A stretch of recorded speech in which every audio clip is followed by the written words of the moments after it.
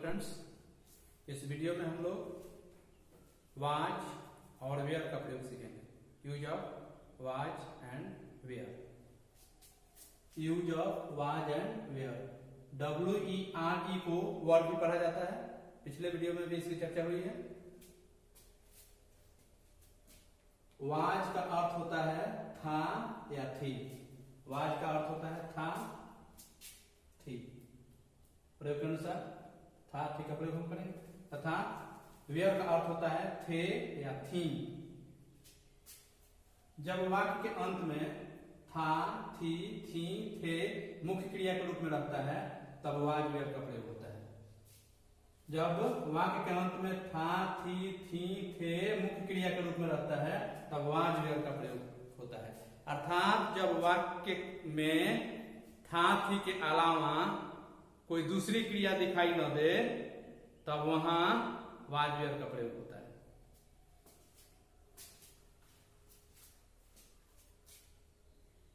आई, ही, सी, it तथा अन्य similar subject के साथ वाज का प्रयोग होता है।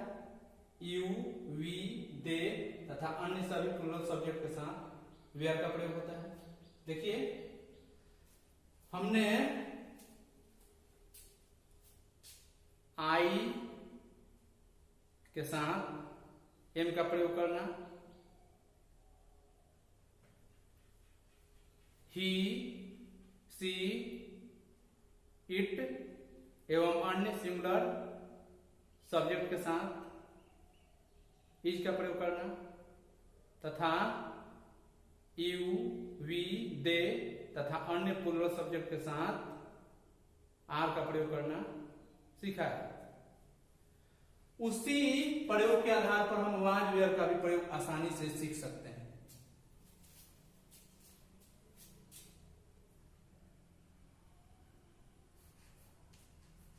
एम का प्रयोग होता है आई के साथ, इज का प्रयोग होता है ही, सी, इट और अन्य सिंगुलर सब्जेक्ट के साथ।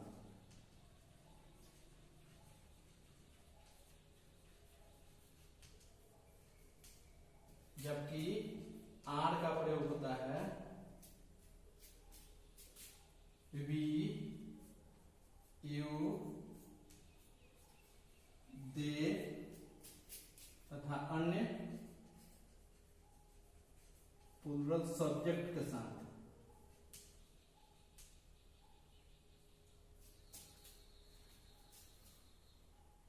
एम का प्रयोग आई के साथ होता है, इज का प्रयोग ही, सी, इट या कोई भी सिंगुलर सब्जेक्ट हो उसके साथ। आर का प्रयोग वी, यू, दे और अन्य प्लूरल सब्जेक्ट हो उनके साथ।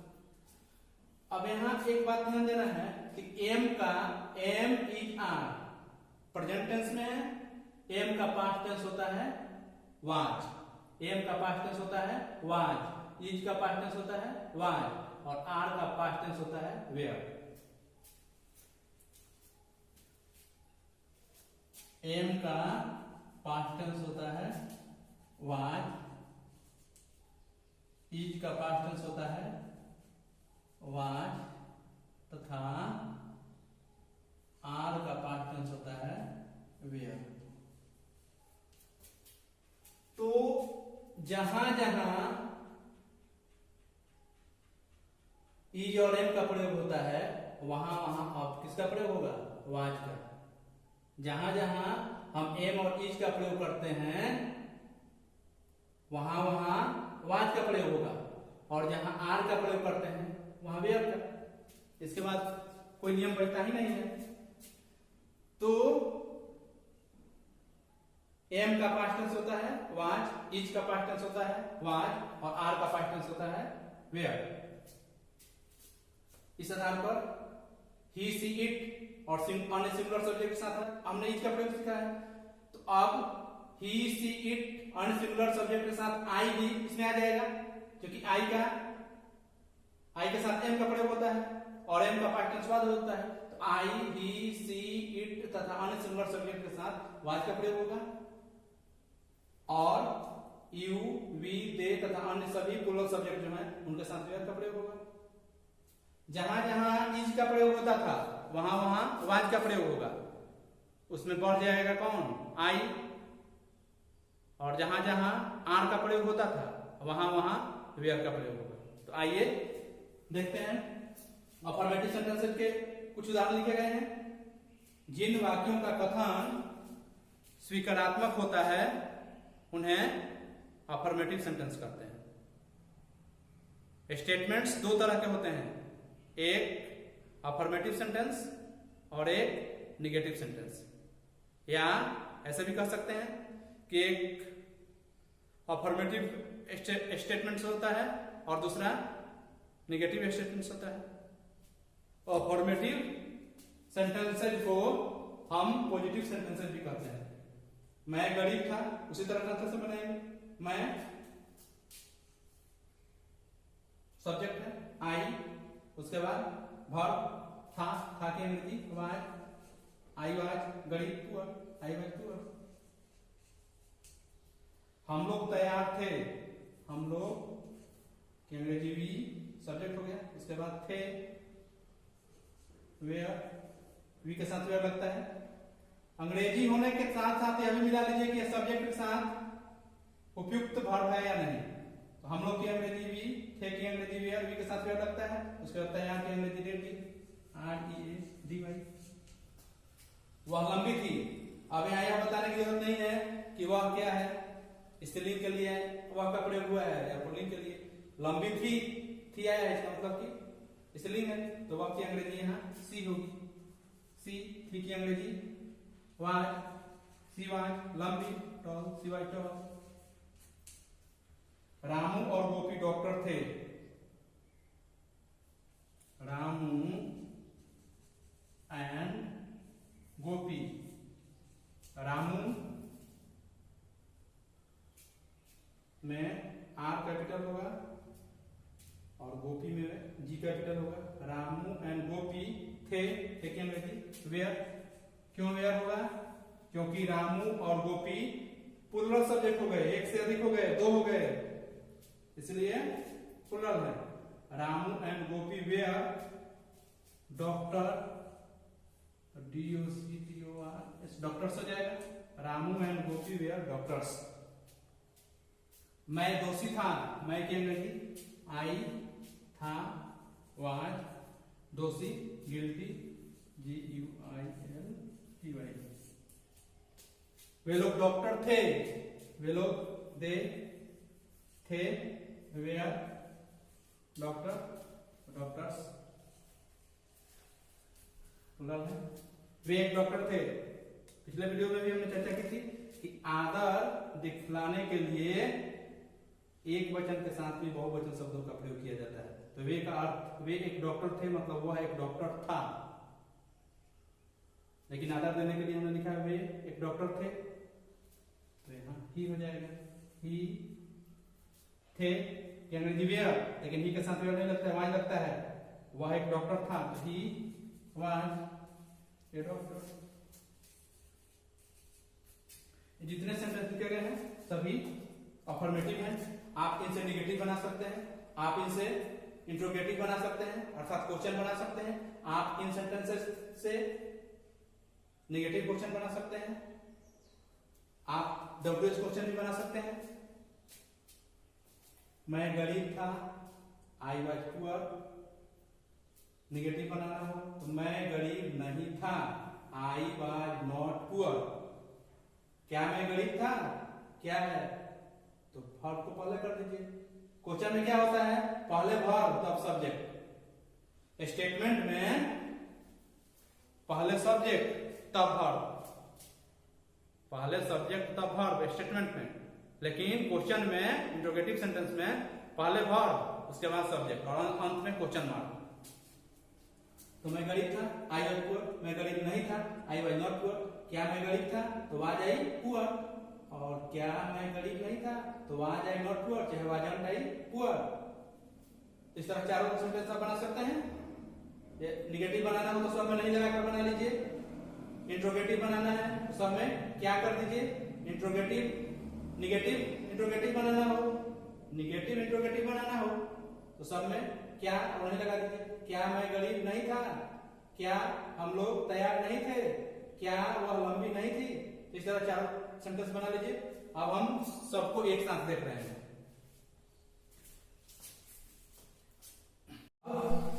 एक वाक्य से 7 वाक्य बनाए गए हैं, उनका ट्रांसलेशन हम देखते हैं।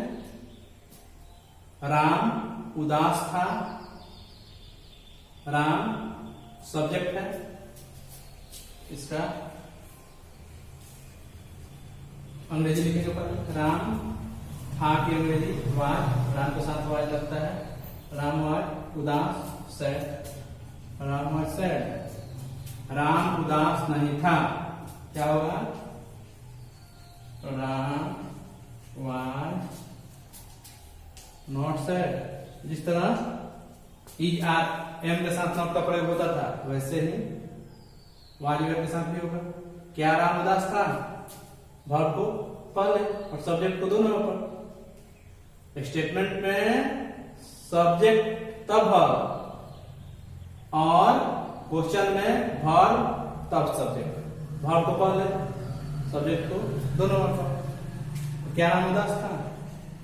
तो वहां राम सैड। अंत में क्वेश्चन मार्क देना जरूरी है, नहीं दिया जाएगा तो गलत हो जाएगा। क्या राम उदास नहीं था? तो वाज राम नॉट सैड।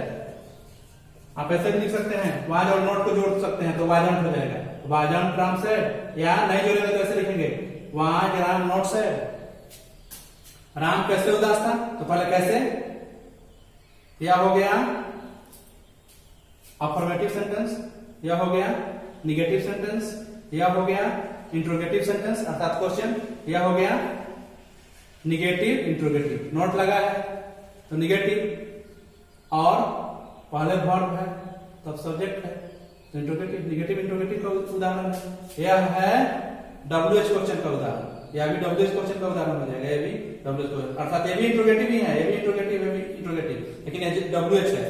या ये यस नो क्वेश्चन का उदाहरण है क्योंकि उसका उत्तर हाँ नहीं में दिया जाएगा। वाज राम सैड, क्या राम उदास था? तो उत्तर होगा हाँ या नहीं। लेकिन राम कैसे उदास था? तो इसका उत्तर हाँ नहीं होगा, इसका उत्तर हाँ नहीं में नहीं देंगे।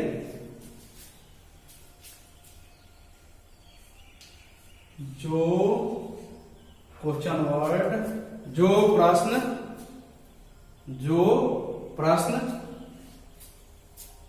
WH वर्ड से शुरू होते हों तथा उनका उत्तर यस नो में नहीं दिया जा सकता है, वही WH क्वेश्चन कहलाते हैं। WH अर्थात W से शुरू हो जाए, H से शुरू या WH दोनों हो। वाई है, वाट है, वेन है, वेयर है, विच है, ये सभी WH क्वेश्चन के उदाहरण है क्योंकि सभी WH से शुरू हुए हैं। और जब क्वेश्चन में इन वर्ड्स का प्रयोग किया जाता है तब उनका उत्तर हम यस नो में नहीं दे सकते हैं। इसमें देखिए WH है, इसमें भी, इसमें भी, इसमें भी, इसमें भी, यही से शुरू हुआ है लेकिन W दोनों है। ऐसा भी होता है, कहीं ऐसा भी लिखा है कि W या H से शुरू हो या WH से शुरू हो, दोनों एक ही बात है। इन सबको WH क्वेश्चन कहेंगे। तो राम कैसे उदास था? तो कैसे की अंग्रेजी पहले बनाएंगे, कैसे की अंग्रेजी हाउ। कैसे के तुरंत बाद वर्ब देंगे, था है तो था की अंग्रेजी वाज, हाउ है, उसके बाद सब्जेक्ट था, हाउ वाज राम उदास तो सैड। यहां क्वेश्चन मार्क देना होगा। राम क्यों उदास था? क्यों की अंग्रेजी वाई, वाई के तुरंत बाद वर्ब वाई, उसके बाद सब्जेक्ट राम, उसके बाद उदास की अंग्रेजी सैड। सैड क्या है? यहाँ एडजेक्टिव है। राम कब उदास था? कब की अंग्रेजी व्हेन, व्हेन। था की अंग्रेजी वाज, उसके बाद सब्जेक्ट राम, उसके बाद कॉम्प्लीमेंट कब, उदास sad, when was Ram sad. तो इस तरह एक वाक्य से आप 7 वाक्य बना सकते हैं। एक दूसरा उदाहरण देखते हैं।